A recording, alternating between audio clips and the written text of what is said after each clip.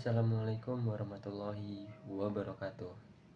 Hadirin yang berbahagia dan saya hormati, alhamdulillah kita dapat berkumpul dalam kesempatan kali ini. Izinkan saya menyampaikan sedikit ilmu yang saya miliki agar kita semua menjadi orang yang lebih baik. Sungguh segera ilmu yang saya miliki hanyalah milik dan berasal dari Allah Subhanahu wa taala. Semoga meskipun sedikit, tetapi ilmu ini memberikan manfaat yang luar biasa baik.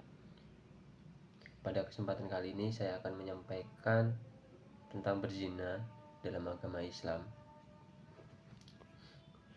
Maraknya zina dalam kehidupan sehari-hari akan menjadi fenomena umum, bahkan dianggap wajar oleh masyarakat.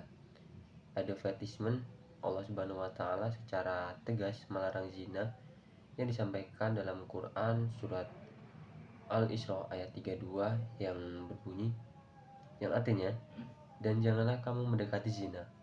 Quran surat Al-Isra ayat 32. Tak hanya itu, terdapat pula larangan berzina yang dimuat dalam hadis Rasulullah SAW yang artinya, wahai para pemuda Quraisy, janganlah kalian berzina. Ingatlah, siapa saja yang menjaga kemaluannya, ia berhak mendapatkan surga. Hadis riwayat Al-Hakim. Berdasarkan larangan tersebut, Allah Subhanahu wa taala menjanjikan seorang muslim yang menjaga dirinya berupa surga. Bahkan Allah Subhanahu wa taala juga menyampaikan hukuman bagi orang yang melakukan zina. Berikut ini firman Allah Subhanahu wa taala mengenai hal tersebut, yaitu perempuan yang berzina dan laki-laki yang berzina, maka deralah tiap-tiap seorang dari keduanya 100 kali dera, dan janganlah belas kasihan kepada keduanya mencegah kamu untuk menjalankan agama Allah. Jika kamu beriman kepada Allah dari hari akhir, dan hendaklah pelaksanaan hukuman itu disediakan oleh sekumpulan dari orang-orang yang beriman. Quran surat An-Nur ayat 24. Terjemahan tersebut membuat setiap orang memahami bahwa hukuman seorang pezina adalah 100 kali dera. Allah Subhanahu wa taala melarang adanya belas kasihan antara keduanya. Hendaknya hukuman itu juga dilakukan sekumpulan orang beriman. Bentuk berzina ada berbagai macam, beberapa di antaranya yakni zina kedua mata, kemudian telinga, kemudian mulut, yakni ketika berbicara atau mengatakan sesuatu. Zina hati ketika berharap dan ingin, kemudian alat kelaminnya itulah yang akan membuktikan atau mendustakannya. Hal ini selaras dengan hadis sebagai berikut, yang artinya, dari Abdul bin Abbas radhiyallahu an, ia berkata bahwa aku tidak melihat sesuatu yang lebih mirip dengan kesalahan kecil daripada hadis riwayat Abu Hurairah radhiyallahu anhu, bahwa Rasulullah SAW bersabda, Allah telah menakdirkan anak Adam sebagian dari zina yang akan dialaminya, bukan mustahil.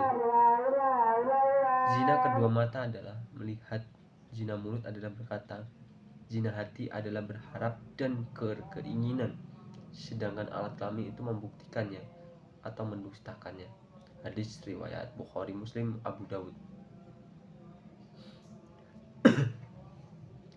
Selain itu, dalam tentang zina pula hadis Rasulullah SAW menceritakan mimpinya sebagai berikut. Hadis tersebut yang menemui ilustrasi hukuman bagi pezina sampai di suatu tempat seperti tungku pembakaran. Tiba-tiba dengan suara dengar gemuruh dan riuh, ternyata di sana ada laki-laki dan perempuan terlanjang. Tak berselang lama datanglah lidah api dari bawah menuju mereka.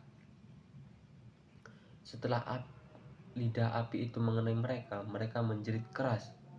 Ketika pemandangan itu dijelaskan bahwa sejumlah laki-laki dan perempuannya telanjang itu adalah para pezina.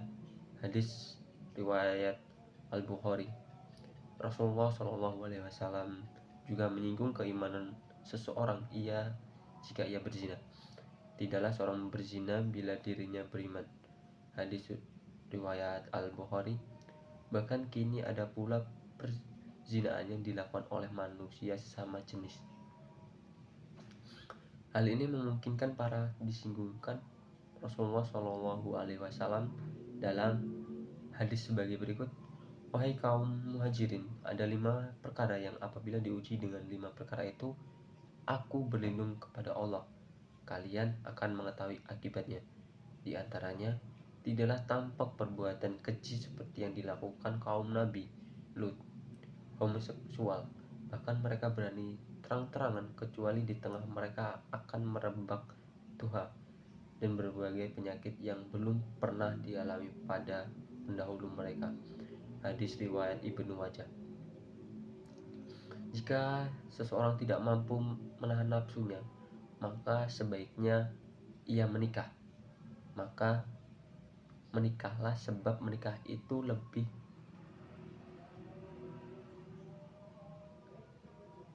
Jika seorang tidak mampu menahan nafsunya, maka sebaiknya ia menikah.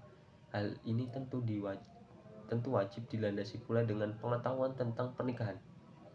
Sehingga alasan tersebut bukanlah salah satunya alasan menikah. Hal ini selaras dengan hadis Rasulullah SAW sebagai berikut. Wahai para pemuda, siapa saja di antara kalian yang sudah mampu ba'at atau menikah, maka menikahlah. Sebab menikah itu lebih mampu menundukkan, menjaga pandangan, dan memelihara kemaluan. Namun, siapa saja yang tidak mampu, maka sebaiknya ia berpuasa. Sebab puasa adalah penekanan nafsu syahwat baginya. Hadis Rasulullah, hadis riwayat Bukhari Muslim. Mungkin cukup itu saja yang dapat saya sampaikan. Demikian ceramah tentang zina yang dapat saya sampaikan. Semoga bermanfaat bagi kita semua. Saya akhiri. Wallahu muwaffiq ila aqwamit thoriq. Wassalamualaikum warahmatullahi wabarakatuh.